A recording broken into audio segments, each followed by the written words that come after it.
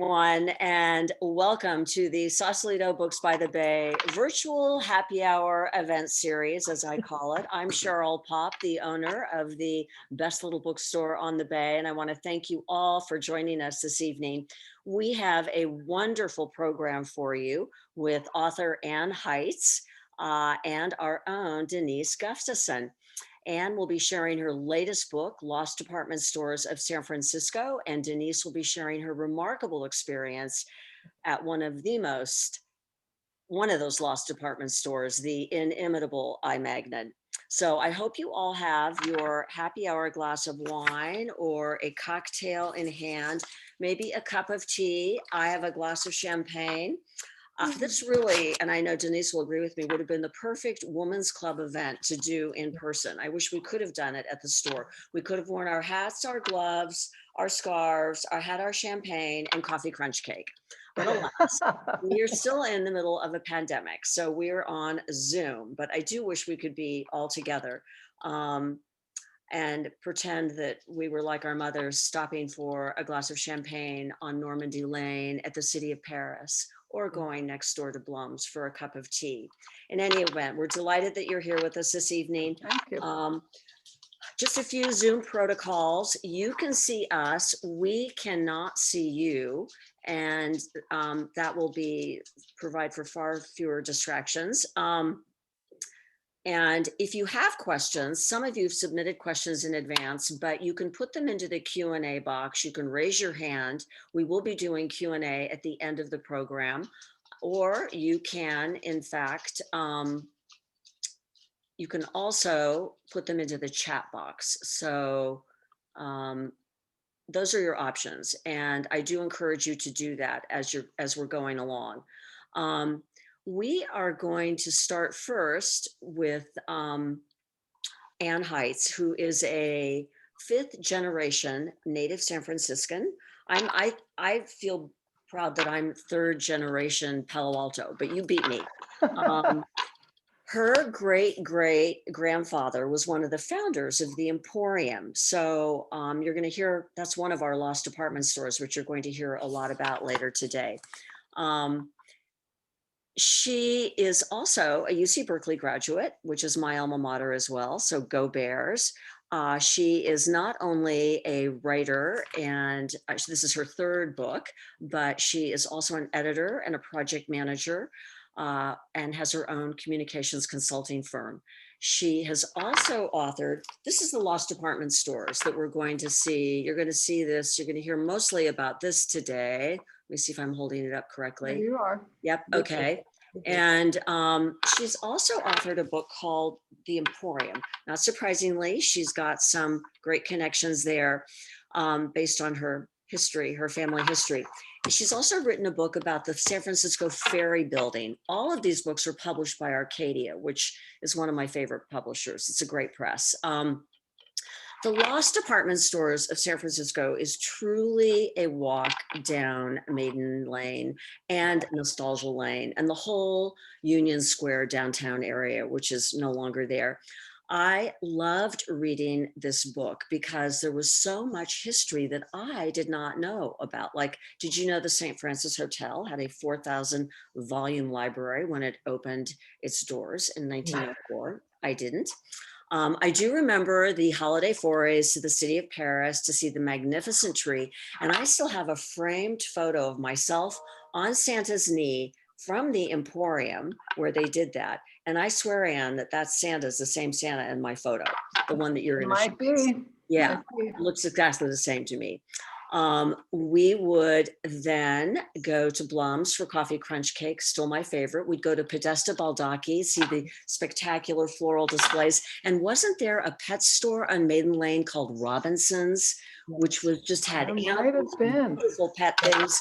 So I do have fond memories of this area, and I'm sure many of you on our call do as well. And that's why you're going to just devour this book. You're going to love it. Unfortunately, by the time I got to the Whitehouse, it was a parking garage. So I did miss all of that, but I loved reading about it in the book. So I'm going to turn the program over to Anne now, who is going to give you a wonderful presentation. I'm going to screen share here so she can get on here and take you on a tour of the lost department stores of San Francisco. So thank you, Anne. Welcome. Sure. With you and Thank Denise. you. After we hear from Thank you, Anne, Cheryl. Denise is going to come share her amazing stories. So stay with us to the very end. Thank you. Thank you so much, Cheryl. That was, that was a trip down memory or maiden lane for me too. And it was so much fun working on this book because it just, there's so much nostalgia for the old stores and the old downtown experience. And one of the reasons I decided to write it was after the Emporium book came out, and Leah Garchik did a little write-up about it and said that I was going to be doing a book signing. I thought maybe, I don't know, 15 people would show up or something. And I got there and there were 60, and a lot of them were former Emporium employees wearing their little employee badges. They were so excited about this book. And I thought, wow, this is a whole vein of San Francisco nostalgia that I hadn't really realized was there. So I decided to do a book on 6 of the old stores. So we have Whitehouse, City of Paris, Gumps, Emporium, Magnin, Magnin. So I think that's 6. A lot of people say, well, what about, you know, Ransohoff's or this or that? But I had a word limit and I went over the word limit with just these stores because there were so many great stories about the founders. So I'm just going to do a fairly short slide presentation. Maybe, I think there's maybe 12 or 15 slides, because I want to leave time for Denise to talk about her experience and memories at Magnin. So bear with me while I start the screen share here.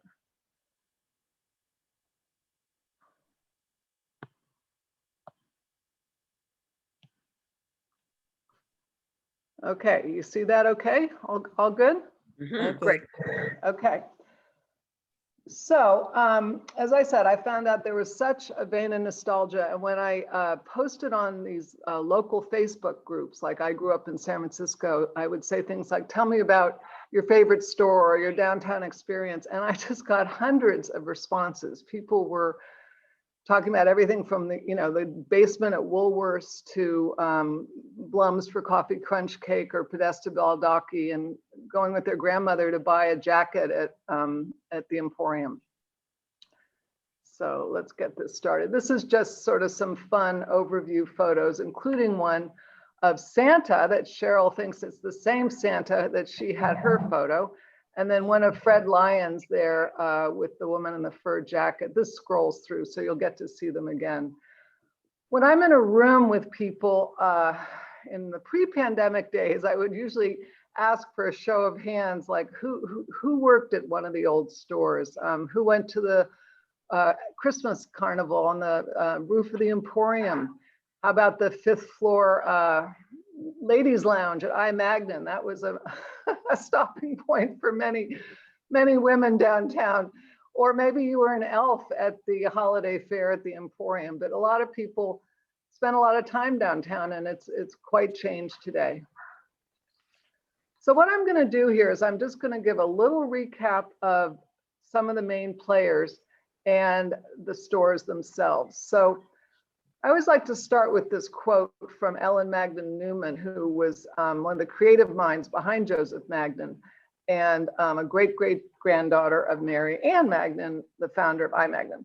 And she said the best fertilizer is the foot of the owner on the soil. In every store, the owner was present. And that's a big difference from today. If you look at the stores around Union Square, and I have to say I haven't been there in a while, it's not really on my route now, but it's Saks, it's Apple, Tiffany, Macy's, Bulgari, Louis Vuitton, and Williams-Sonoma, which I know was locally founded, Williams-Sonoma, of course, but I believe it's now a publicly traded company. It's gotten very big. So here we have Paul Verdier of the city of Paris, which was founded by his ancestors, Émile and Félix Verdier. And Paul was very present. He had a private dining room for guests located behind the cellars in the store's famed Normandy Lane. The store existed for, what is this, from 1850 to 1972. And the story goes that in the spring of 1850, a three-masted schooner called the La Vie de Paris, of course, the city of Paris, which had been chartered by the Verdier brothers, sailed into San Francisco Harbor.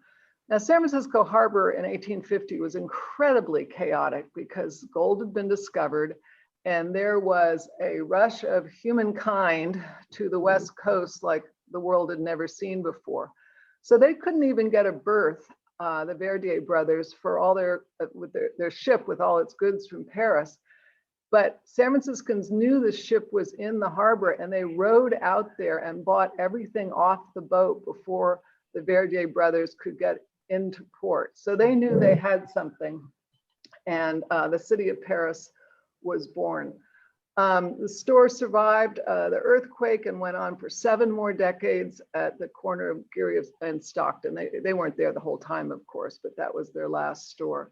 And it featured clothing for the entire family. Its beautiful 35-foot Christmas tree, which was part of the high point of the Christmas season. And it would open, the store would open on Monday morning after Thanksgiving, and there it would be all decorated. A crew worked all weekend. So there's I always like to say, so what happened? And there's a real theme here with all the stores. Chains, the growth of chains and changing demographics. And I like to read the defiant note that the Verdier family sent out when they were announcing that the store was closing. They said, the descendants of Felix Verdier, the founder of City of Paris, sadly announced that after 122 years of catering to the good tastes and elegant requirements of many generations of San Franciscans, City of Paris will close its doors in the early spring of 1972. We are solvent. No one can force us to go out of business. We are doing it voluntarily. There will be no bankruptcy or receivership. We will bow out in a dignified and honorable manner, benefiting our San Francisco tradition. Thank you and au revoir. I thought that was a class act way to close out. And probably many of you remember the big planning fight that happened after Neiman Marcus bought the store. And now we have a Philip Johnson designed exterior, which was the basis of the fight. And obviously Neiman Marcus won on that one. Then we have the Whitehouse, which it was the first store to close. It was established in 1854. And here's Raphael Weil. He was an immigrant from northeastern France. He came in 1854 and quickly worked his way up in the retail trade. He was extremely outgoing and personable. He was well liked all through San Francisco. And he really set the tone for customer service and graciousness. He often told story about him is how after the earthquake happened, he ordered a shipment of 5,000 dresses and undergarments to be brought around the Horn for refugees. And so he was quite the philanthropist.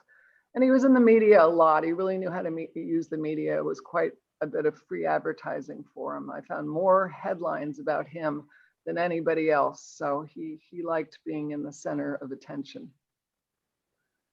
Everybody will remember the store. Here it is. And Cheryl remembers it as a parking garage, unfortunately. But that's what it became. But it's a beautifully designed building located on the corner of Grant and Sutter. They had white delivery trucks going all over the city, which were replaced by UPS in 1946. So it closed in 1965 after 111 years. 800 people were out of jobs, and during its last days, lines went out the door and Pinkerton guards had to control the bedlam. They just couldn't make it work. They had 4 separate buildings, 4 separate leases, not a good floor plan. They tried to expand to Oakland and lost $2 million doing that. So it just didn't stick. Then we have the Gumps, 3 generations of Gumps. This A.L. Gump here is generation number 2, the son of founder Solomon Gump, and then his son Richard here in the lower right, who became president of the store in 1947. Solomon The founder arrived in the US in 1850, but didn't make it out to San Francisco till 1863. And that's when he founded S&G Gump with his brother-in-law. And their first line of business was big mirrors and big paintings in saloons. And they had a steady stream of business because there were a lot of barroom brawls, and those pieces got shot up. But they also served the wishes of the new money up on Nob Hill. A.L. Gump in the top left was really the driving force in orienting their niche, if you will, towards Asian goods. And that's what they were really known for when I was a child, as well as the place to register if you were getting married. That's what you did. Everybody wanted to know. Everybody headed to Gumps. If you were in a certain social set, they went to Gumps to get you your china and things. These days it's more like Etsy, but that was just a different era. And Richard down in the lower right, he was very visible in San Francisco. He was a musician. He had a band called the Guggenheimer Sauerkraut Band, and they played at charity events around town, off key on purpose, and they wore sort of ill-fitting Prussian style military uniforms. So I kind of like that sense of humor. He didn't take himself too seriously. So most of the stores in the book are closed, but Gumps has revived somewhat. One of the investors bought the brand, and I think it did reopen in a much reduced format in the old building. As I said, I haven't been downtown in a while, but it may still be there. The store was sold in '69 and went through various owners and moved from its flagship store here at 250 Post to 135 Post Street. But they just couldn't make it work. And Richard Gump's assistant said he went by instinct. He felt that if it was the right thing to do, it was the right thing to do. In my opinion, Mr. Gump's retirement from the store left a void in San Francisco's arts and antiques circle, and it will never be the same. Here are Mary Ann and Isaac Magnin, who founded Magnin. They were immigrants from Holland. They came in 1875 around the Horn with their 7 children. And they first opened a tiny notions store in Oakland and then moved south of Market. But Mary Ann was an expert seamstress, and quality was her mantra, and her needlework really got the store going. So they stopped with the notions and really took off on the clothing, and it became very popular. Isaac was not as involved with the store, but it had his name on it because I guess that was the popular thing to do. Mrs. Newman, Ellen Magnin Newman, said that he was known for riding his bike around Golden Gate Park and Union Square handing out political tracts. So he was quite the radical. So their goods really appealed to the Nob Hill matrons, who were the new mobility, and some of the demi-monde of the Barbary Coast. It was a gorgeous store. Here's the Art Deco 5th floor bathroom. And there's the store on the left, the one that was built in the 40s, designed by Timothy Pfluger, a well-known San Francisco architect who worked quite closely with Grover Magnin, who was president at the time. Now, Grover hated pigeons, and that store's flat design was so pigeons couldn't get a roost on there. Because Grover lived at the St. Francis, and he said that he had seen what the birds had done to that building, and he did not want that on the Magnin building. And Grover was like his mother, Mary Ann, just obsessed with quality. He would, Denise, maybe you can speak to this, he would hold quality little seminars with employees and turn price tags over and have them feel things and just get to know what they were selling and why, what its provenance was. And I have a little Blum's here on the lower right because, of course, it was right down the street. So, you could always get something there. And this dapper looking fellow is my great-great-grandfather, F.W. Dorman, Frederick Wilhelm, who came from Germany in 1862, first to Ohio, and then to the West Coast. And he started off in the crockery business. He's established a firm called Nathan Dorman, and they sold china. He and some partners took over the early version of the Emporium, which had gone bust because the early concept was a big building with a lot of little shops, and that was a department store, and each of the shops was individually owned, and it folded. So they started it all over again with central management, and it really took off. Now, it was a different store than the ones on Union Square. It was south of the slot, and the slot was the streetcar tracks, and it was aimed way more at the middle class. And it was considered a riskier area, but they made it work. It was a beautiful building with separate departments and luxurious amenities. So it was a nice place to go to hear an orchestra. They had their own orchestra. Mr. Marquardt was the conductor, and Mrs. Marquardt was the harpist. And it was a beautiful building, same architect as the Whitehouse, Albert Pisus. And that he also did the Mechanics Institute. And the holiday fairs were a very big deal. As Peter Hartlaub, the Chronicle writer, has said, Santa was a complete rock star in terms of crowd size and fervor. Santa's arrival looked like a cross between a World Series victory parade and a visit by the Pope. Parts of Market and Powell were shut down. Oops, I should finish up with what happened. Sorry. The Emporium expanded very quickly when the suburbs and malls were looked like the wave of the future, and they had 11 branch stores plus Emporium Capwell in Oakland. They merged with Capwell in 1927, right before the crash. Not great timing.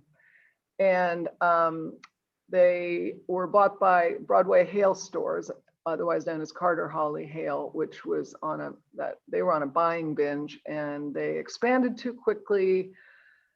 And after Loma Prieta earthquake, they couldn't refurbish the stores to really compete, and Carter Hawley Hale went bankrupt in 1991. So Federated bought them. Federated also owns Macy's, but ended up closing them in 1996 after 100 years. And as we all know, the Westfield opened in the space about 10 years later, after many political fights, but it was considered a success. I'm not sure of its status right now. I'm not sure of any retail status right now until we get through this pandemic. And here's our last store, the Joseph Magnin. That's Joseph himself on the left. He was one of Mary Ann and Isaac's sons. He decided to leave the I. Magnin family business because he realized Mary Ann was not going to pick him to run the store. So he started Joseph Magnin in 1913. And they sort of muddled along. Mary Ann was not happy that Joseph left, and the story goes that they wouldn't allow other vendors to work with them. So that kind of set them back a bit, but it wasn't until Cyril, his son, took over, that's Cyril in the lower right, that the store really took off, because Cyril decided they were going to really aim at the new youth market, the post-World War II youth market. And he was going to make it the fun, edgy place to shop. And it was. That's what it was when I was growing up. And a perfect example is the Wolves Den. And this is Cyril in the Wolves Den. It was an invitation-only boutique in the store that they set up around the holidays. And men were served cocktails and hors d'oeuvres by attractive young women who would then become their personal buyers and go buy gifts for them to give their sweethearts. And I'm not sure this would really fly in today's culture, but Mrs. Newman said it was really quite practical because it cut down on returns considerably, because the guys just didn't know what to buy, and the women were always returning the things. So the personal buyer aspect of this really paid off. So anyway, I thought that was a great story, but it really was known as the fun place to shop. They always had the latest fads. They had great design. Their boxes were collector's items. These are some from Mrs. Newman's collection, and this ad here, their ads are included in the Smithsonian Museum of American History. They were award-winning ads. So Cyril was a very savvy merchandiser. He loved working with young people. They didn't have to punch a clock, but they needed to sell and be creative. And it worked for many years, but by 1969, there were over 30 stores. They really expanded. And although the family wasn't looking to sell, suitors were making offers, including AmFac, a Hawaii-based company, who made a very good offer and said that they wanted to keep management. But it was not a good fit. The word on the Magnin family treasured their creative anarchy, and AmFac was more buttoned up. So the Magnin team left eventually. It was not a great fit. And the store actually ended up closing in 1984. Cyril said to one of the AmFac executives, "Joseph Magnin is like a finely tuned clock, and if you stop playing with it, it's going to stop. If you start playing with it, it's going to stop ticking." So that's it for the 6 stores, and I would love to hear about Denise's experiences, or whatever you want to move on to next, Cheryl. You're the MC. Okay, so if you can take your screen down, Anne. Yes. We will move on. There we That go. was so delightful. Good. I just have the fondest memories of these places, and I know we all do. And I hope everyone's sort of conjuring up their stories of the Emporium, Magnins, Joseph Magnins, the city of Paris, as you know, and put them into the chat, put them in the Q&A. When we were talking yesterday, Anne was meeting Denise for the first time and actually said, "I wish I'd known her to interview her for the book," because Denise was a senior assistant buyer at Magnins. And I grew up in Palo Alto, and the Stanford Shopping Center had an Magnins and Joseph Magnins. And Joseph Magnins was where we shopped, the young kids shopped. But my grandmother would take me to Magnins on Sundays after she took me, church, brunch, Magnins. All the all of the shop women, and it was Miss, Mrs., whatever, they all knew her. And I loved it because she goes, "Oh, honey, would you like this? Oh, well, if you really want to buy it for me, Nana, you can." And of course, I was under strict, everyone thought I was her daughter, that she wasn't, she was my mother. She was a very good looking young, woman for her age. And I was under strict orders. I would have everything taken away from me if I told anybody that she was my grandmother. Oh, that's so funny. It was classic.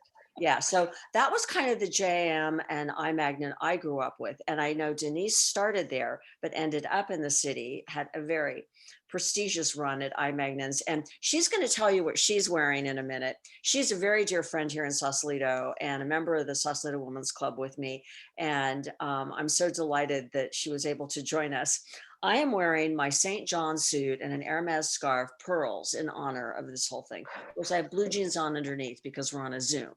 But it is sort of a toss back to a former time. And the St. John came from Magnins. I don't know, the scarf, I don't know where. But anyway, it is Hermes. So she's also wearing some timely fashion, and she also has some artifacts to share with us from that long lost, much beloved era. So welcome, Denise, and thank you for joining us.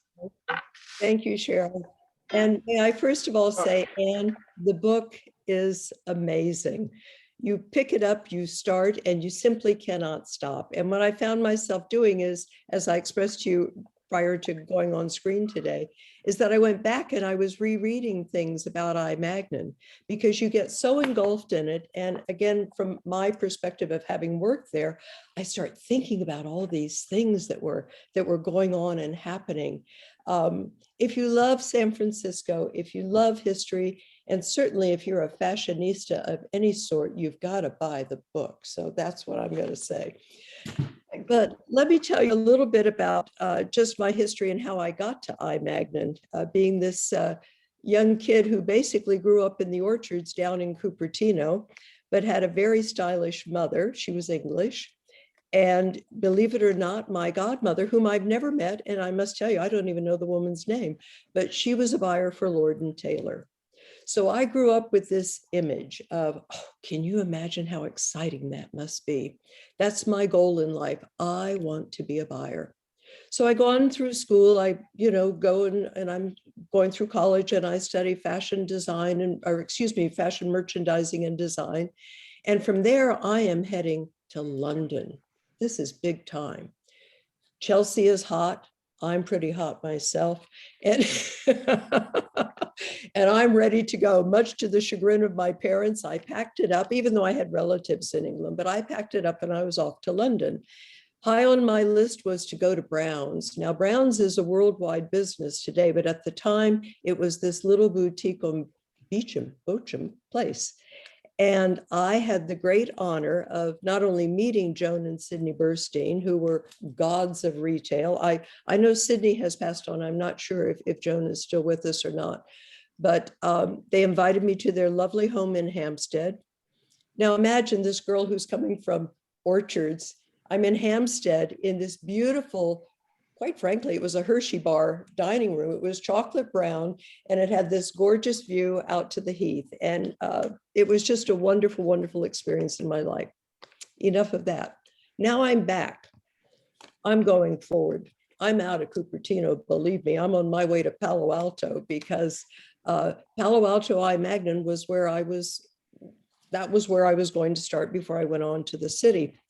Well, Magnin at that point was also going through some great changes. And I believe John Schumacher was our president at that time. Everything, the day that I walked in, we were surrounded with beautiful antiques. We go home one Friday night, we come back on Monday morning, and they are all painted white. They have whited out everything under John Schumacher. We're taking on a new attitude. I opened the men's division, which was a big deal, with Ray Davy, and he was quite a wonder kid himself. He really did a lot. We had more fun because all of the men, this is early technology. They have all started traveling. They're all coming back from Europe. They all want the double-breasted, double-vented cardan blazer, the gorgeous, gab pants, the right shirt, the right tie. We're having a ball and we're selling a fortune there. From there, I am promoted to contemporary sportswear at Magnin. So now I've started my climb. I'm all excited, right? But I was the manager of the contemporary sportswear area, second floor, Magnin Palo Alto. I was then promoted to San Francisco for the sixth floor contemporary sportswear. Now, this is a big bite off because all of the buying offices at that time were right there on the floor with you. Not only that, but all management was upstairs. So you never knew who was coming down on your floor. It was really quite a deal. I had a couple of assistants. We also opened up Rive Gauche. This is all the beginning of a change in attitude towards how women shop. Rive Gauche, of course, from Saint Laurent, is the more open boutique where you can actually go into the boutique and pick something up off the counter or off the rack, so to speak.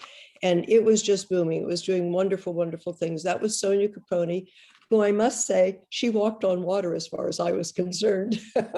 She was also the fashion director for Magnin, but she was just a remarkable woman. I wanted to be in the buying office. That was my big deal.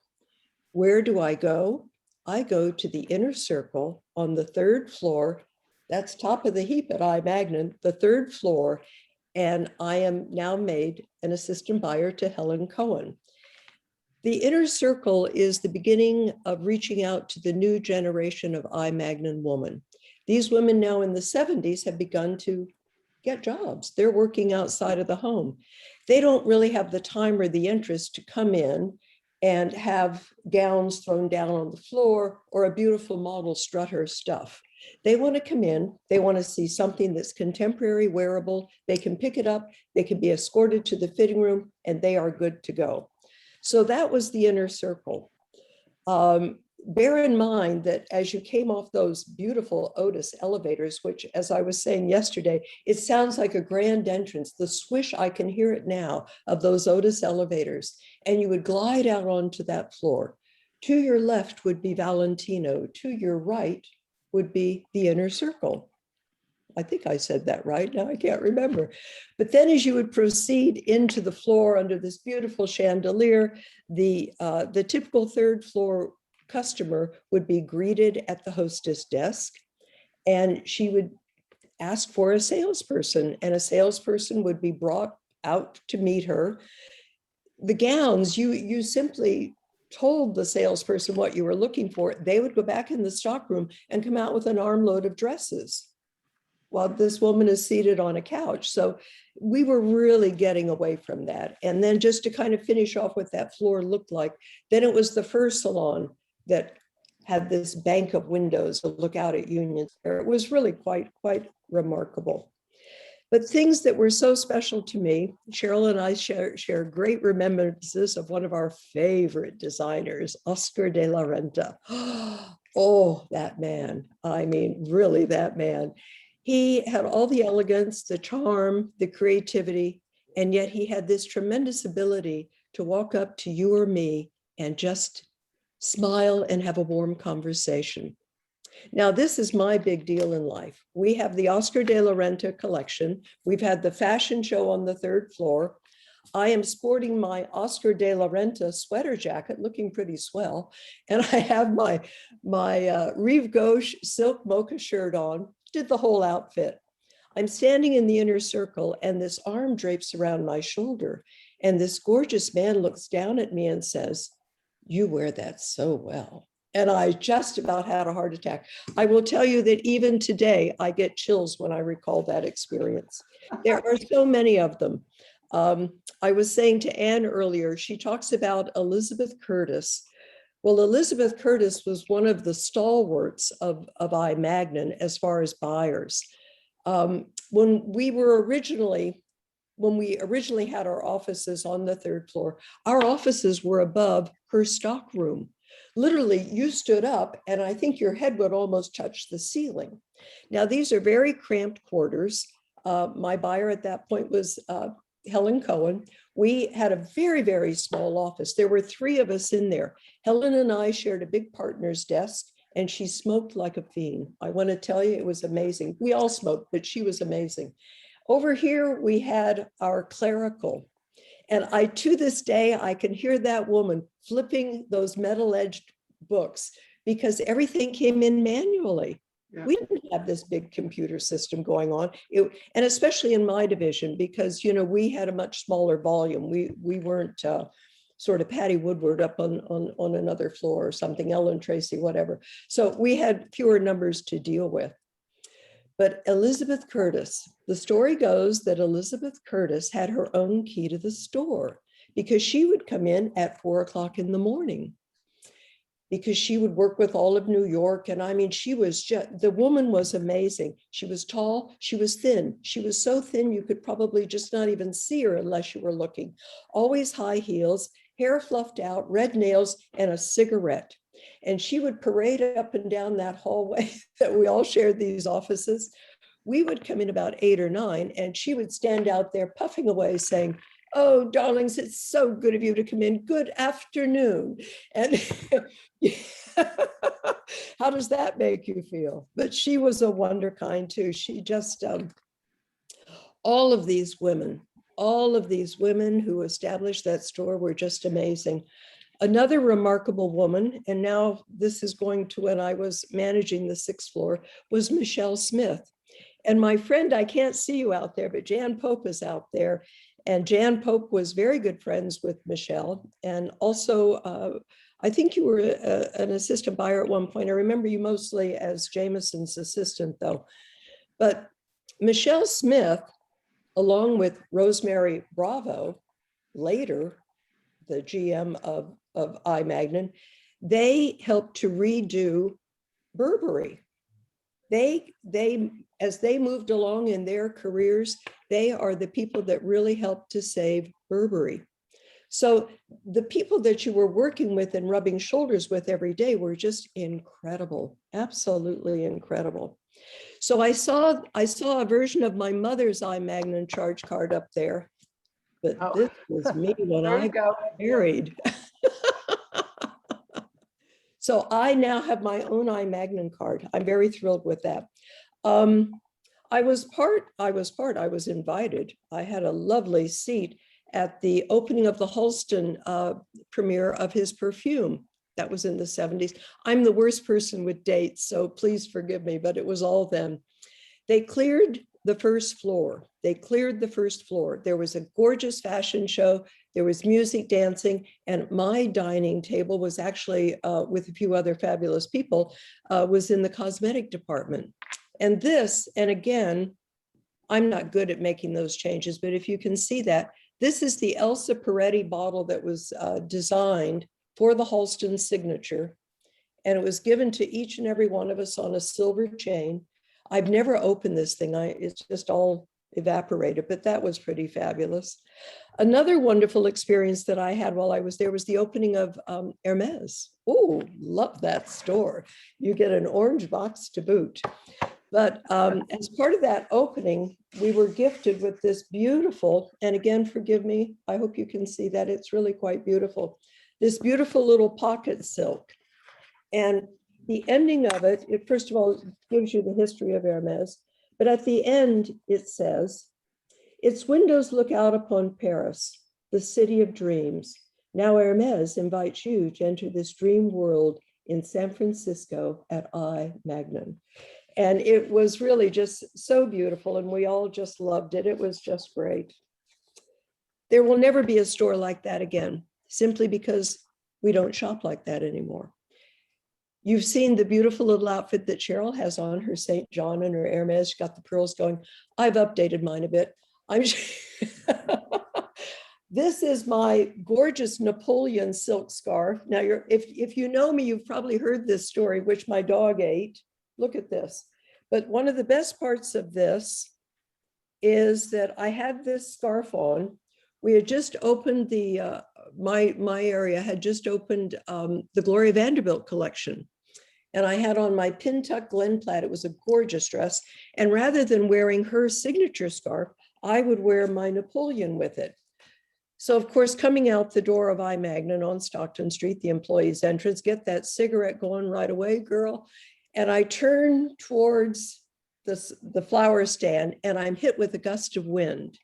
And I can't find it now. There is the original hole that was burned in this scarf, which I will never, ever let go of. Here we go. You can see that. That's you can't really see it, but there it is. But it just, so many of my pictures in my life, you see that I have this scarf on. It's beautiful. I have a collection of them, but this, I have to say, is probably my favorite. I could go on forever.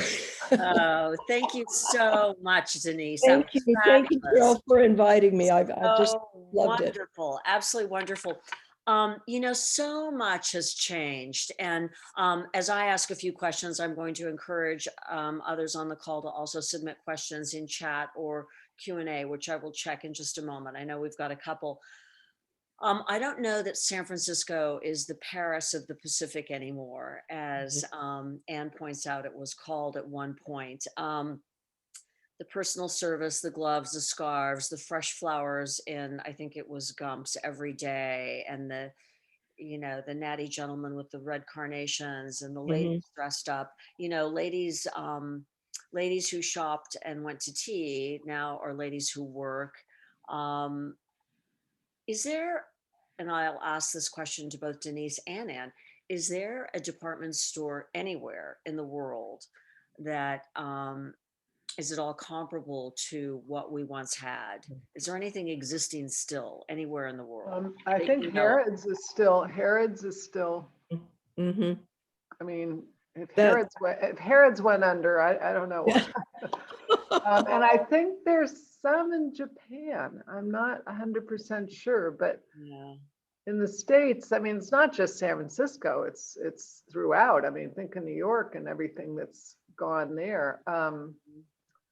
And now, of course, the malls are all hurting yeah. a lot. The anchor stores are disappearing. So you're asking, are there any? I know Harrods is still in business. Right, right. Um, And I think in those major cities, Paris and in London, we will still find some really strong anchors. God, the Queen's had enough problems. She doesn't need Harrods to go out of business right now, does she? But I was just going to say that we are in a technical age now. We have been moving towards it. We have been pushed little by little, and now we have a pandemic that has, if you didn't shop online before, you've been shopping online now.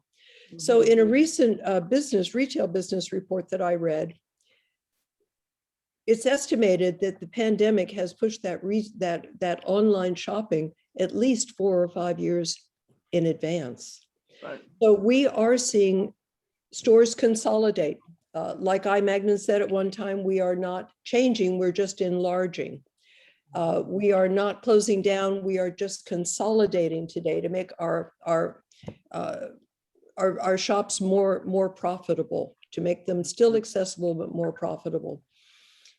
as Anne says throughout the book, as she tracks the history of these iconic department stores, the owners, when they all, every store, I think almost, Anne, they talk about how the changing retail landscape and shopping habits are changing.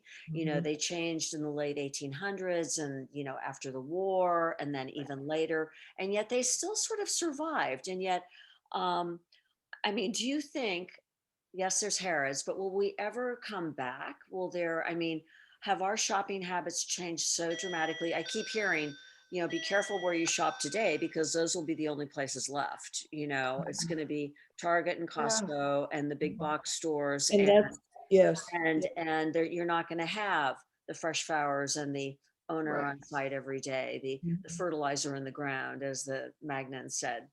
Mhm. What do you think? Yeah. I mean, Nordstrom has hung in there. What I've read is that they were very good at integrating an online platform with their bricks and mortar.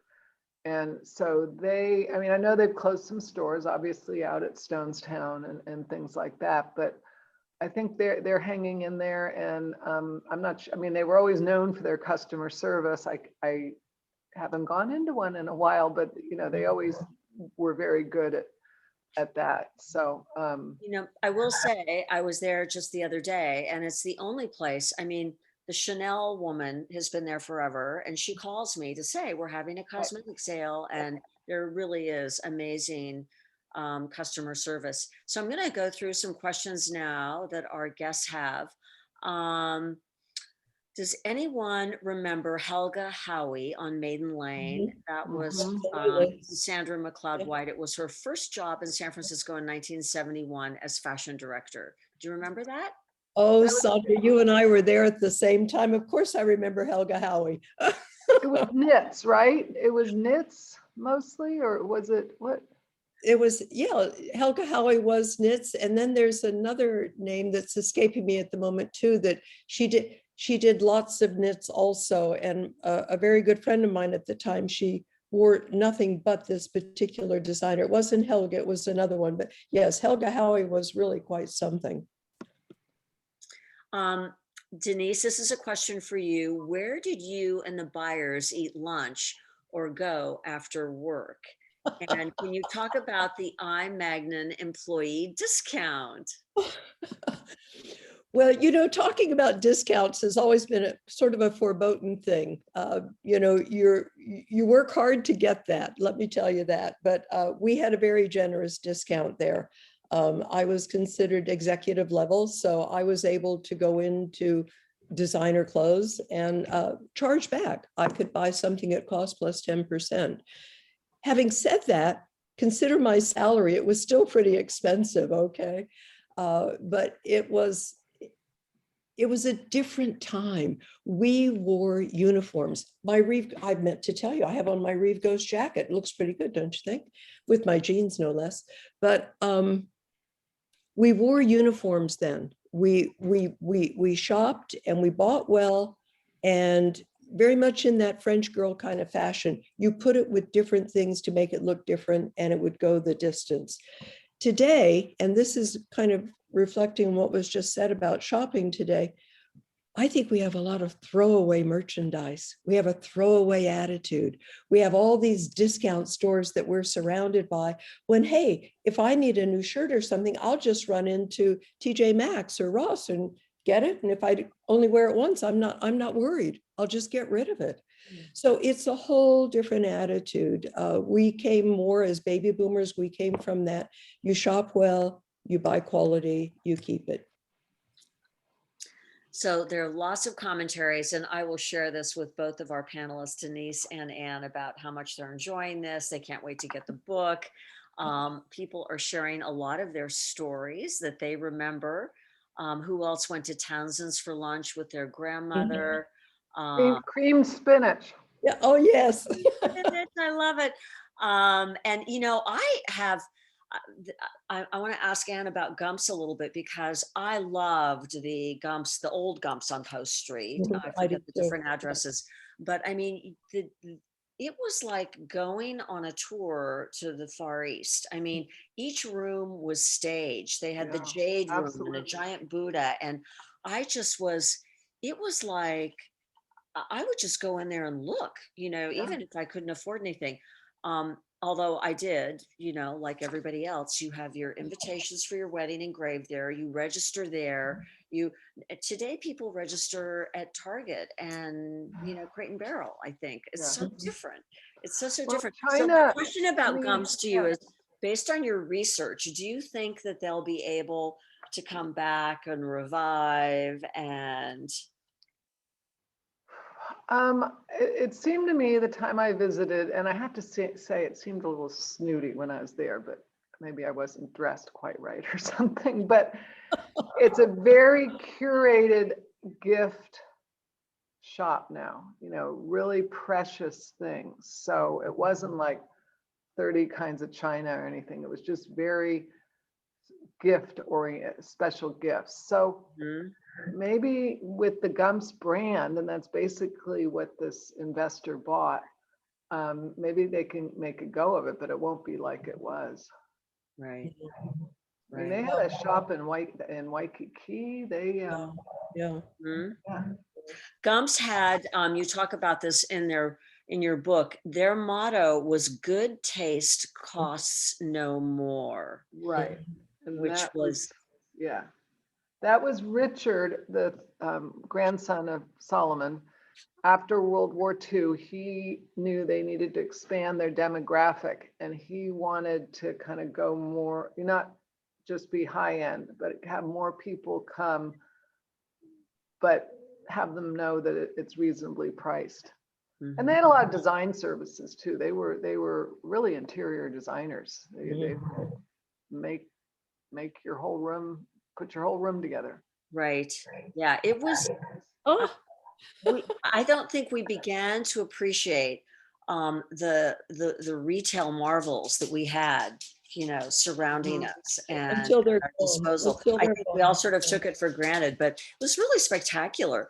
I mean, I have to ask, in your research, well, a couple questions. Agnes Caprillion, I think we answered your questions, Agnes, about what happened to these stores. And if you get the book, you'll find out even more why they didn't work out. But I'm wondering, she asked about Blum's. Anne, in your research, how come someone didn't take that over or pick that up and run with it? Because it was a very successful. Yeah, I mean, did you know there's a place in Japantown that sells coffee crunch cake? It's kind of an odd thing, but it's Sutter, it's anyway, so there's a Japanese bakery that makes coffee I crunch. know. I found them. Yeah. But I mean, it was the place, like I remember before I went to an 8th grade dance, we went to Blum's on, what was it, Polk Street. They had a one on Polk. I don't know. I didn't really study why it folded or anything, but yeah, I don't know. Just to comment on that, Leslie Hale, if you're out there, hello. Leslie sent me a picture of the coffee crunch. When Blum's was coming to a close, they released that recipe. Right. And Leslie still has it torn out from the Chronicle. Now, this is called safekeeping, because I was looking for stuff today to do a show and tell, and I couldn't find any of it. But she has that original cake recipe. And I do remember as they were closing, they finally released the recipe. Yeah. You can find it online. And the Chronicle, I've just noted, I mean, they republish it every couple of years when they're doing sort of San Francisco classics. Yeah. Yes. It's a bit complicated to make, because getting the the candy thing, you have to do that high temperature to make it all work. But it is a classic. It is. I want to just mention one thing, speaking of the Chronicle, for years, page three was the Magnin ad. That was the big deal. That was a half-page ad, you know. So you had two things in mind in the morning: get your coffee going, check the ad, there's Magnin, and you'd flip to the back and there's good old Herb Caen. Yes. Yep. That's a good way to put it. Yeah. Yes.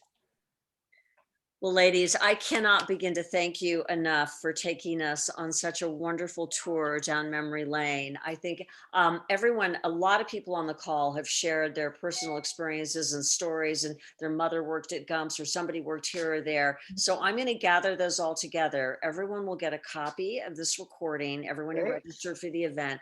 And I'll also share everyone's little personal stories, because I do miss it so very much. And I know in Anne's book, she says that the new owner of Gumps, I can't say his last name, but he doesn't know that the downtown area is really conducive to luxury shopping or luxury retail, because, quote unquote, the streets are so unhealthy, which is another way to say there's a huge homeless problem, and they're not dirty, and it's so different.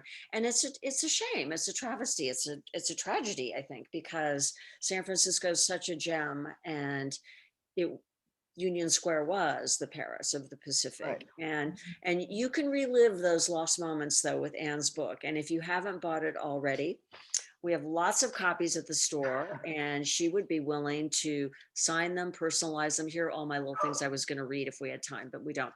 And it is really a joyful tour, and it's something it'll make you a little sad that these places aren't here anymore with their fresh flowers and their service, their special service, but it's really engaging and enchanting, and I think you'll enjoy it. We've got the copies at the store. We're open 7 days a week. Despite the pandemic, we're observing all the pandemic protocols, but we are there. I try to be like the Magnins suggested, the fertilizer in the soil. I try to be there as much as I can, because it is important for the owner to be there, I think, and for little stores like us to survive. So I want to thank our special guests. This was probably one of my most favorite Zoom events that I've done, because it's so near and dear to my heart. And you're both delightful and wonderful. Thank you to all of our guests for joining us, and we look forward to seeing you. And let's keep glamorous retail alive somehow. I don't know what we can all do, but in our own personal way, let's try and do it. So get dressed when you go to the mall. That's what I want to say. There you go. There you go. Yeah, I think we actually may be able to get dressed again and go places, not just from the waist up. Can't wait. I think so. Can't wait. Thank you very much, Cheryl and Denise. This was really fun. Thanks. And thank you, Anne and Cheryl. It's been fantastic. I've really enjoyed it. Okay. Thanks, everyone. Have a good evening. Be well and take care. Thank you. Bye-bye.